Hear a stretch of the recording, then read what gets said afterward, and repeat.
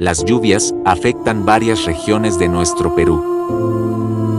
Queridos amigos, en nuestro Perú las intensas lluvias están afectando diversas regiones de nuestro país.